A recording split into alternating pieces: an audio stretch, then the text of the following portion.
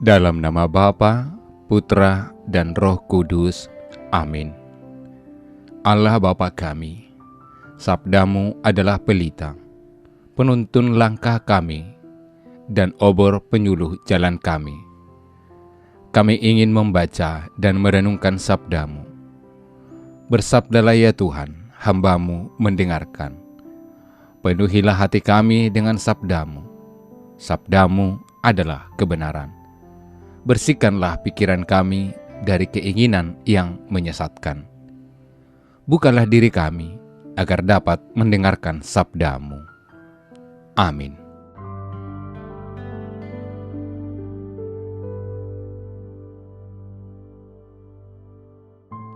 Kamu telah mendengarkan firman, kasihilah sesamamu manusia dan bencilah musuhmu.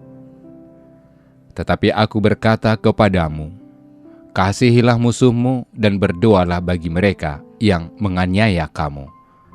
Karena dengan demikianlah kamu menjadi anak-anak Bapamu yang di surga, yang menerbitkan matahari bagi orang yang jahat dan orang yang baik, dan menurunkan hujan bagi orang yang benar dan orang yang tidak benar.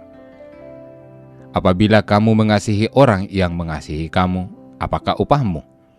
Bukankah pemungut cukai juga berbuat demikian? Dan apabila kamu hanya memberi salam kepada saudara-saudaramu saja, apakah lebihnya daripada perbuatan orang lain? Bukankah orang yang tidak mengenal Allah pun berbuat demikian? Karena itu, haruslah kamu sempurna, sama seperti Bapamu yang di surga adalah sempurna. Demikianlah sabda Tuhan. Saudara, bacaan Injil hari ini, Sabtu pekan pertama dalam masa Prapaskah, mengundang kita untuk mengarahkan hidup menuju hidup yang sempurna. Yesus Kristus sendiri menginginkan kita untuk hidup sempurna dengan cara mengasihi musuh. Bahkan kita diajak untuk berdoa bagi mereka yang telah menganiaya kita. Mengasihi musuh, bahkan mendoakan mereka yang menganiaya kita, jelas bukanlah hal mudah untuk dilakukan. Ketika muncul permusuhan yang mengakibatkan penderitaan bagi kita, entah secara fisik maupun mental, pada umumnya akan muncul niat untuk melakukan pembalasan. Sekurang-kurangnya kita akan menaruh benci terhadapnya. Saudara-saudari yang dikasihi Tuhan, hukum yang lama telah diperbaharui oleh Tuhan Yesus dengan hukum yang baru, yakni hukum cinta kasih. Mengapa kita harus mengasihi musuh? Kita harus mengasihi musuh karena Allah telah terlebih dahulu mengasihi kita, memberikan pengampunan kepada mereka karena Allah telah dahulu mengampuni kita. Dalam ayat 45 dikatakan bahwa Allah menginginkan agar kita juga mampu menerbitkan matahari bagi orang baik dan orang jahat, serta menurunkan hujan bagi orang benar dan tidak benar. Artinya, kita diundang untuk mampu mengasihi semua orang, entah itu mereka yang mengasihi kita, bahkan sekalipun mereka yang memusuhi kita. Dengan demikian, kita hidup menjadi sempurna dan menampilkan ciri khas Kristiani, yaitu umat yang beriman kepada Allah. Apa gunanya kita mengasihi musuh? Sekurang-kurangnya ada 3 manfaat bagi kita ketika kita berusaha mengasihi musuh. Pertama, supaya kita merasa bahagia. Kedamaian hati dan perasaan bahagia akan tercipta ketika kita mampu mengasihi musuh dengan hati yang tulus. Kedua, supaya hidup kita tidak dikontrol oleh orang lain.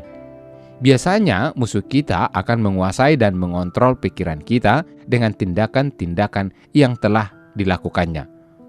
Wajahnya membayang-bayangi pikiran kita sehingga kita tidak tenang ketika kita melihat dan berpapasan dengannya. Oleh karena itu, kita harus melepaskan diri dengan cara mengasihinya. Ketiga, untuk mengubah musuh menjadi teman. Jika kita mengasihi musuh kita, maka besar kemungkinan dia berubah dan akhirnya menjadi teman bagi kita.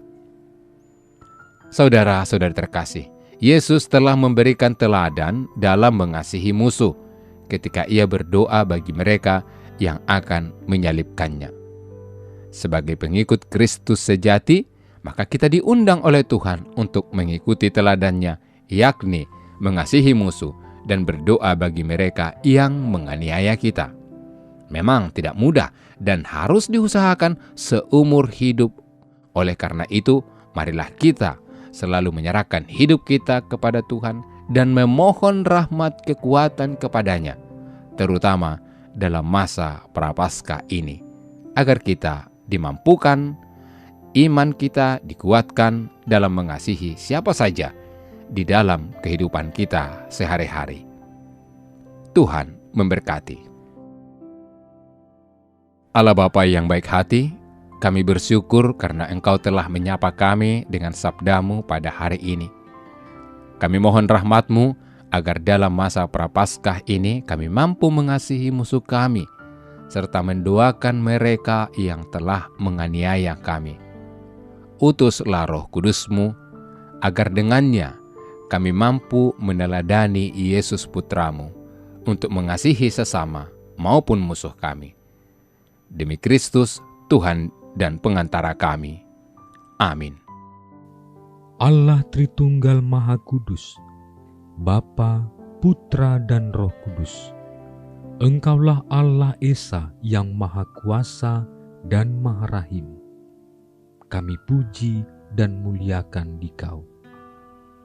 Di tahun komunitas basis ini, dengan sepenuh hati, kami mengagungkan Dikau, karena Engkaulah sumber, dasar, dan model sempurna kesatuan kami dengan Dikau, sesama dan alam ciptaan.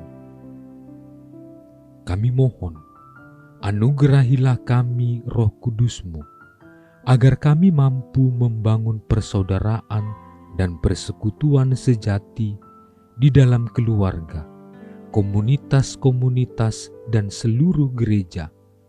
Dengannya, kami menjadi tanda kesatuan dan kehadiran-Mu di dunia ini. Bunda Maria, Bunda yang berbelas kasih, doakanlah kami anak-anak-Mu, agar hidup rukun dan bersatu seperti keluarga kudus di Nazaret, dengan pengantaraan Kristus Tuhan kami. Amin.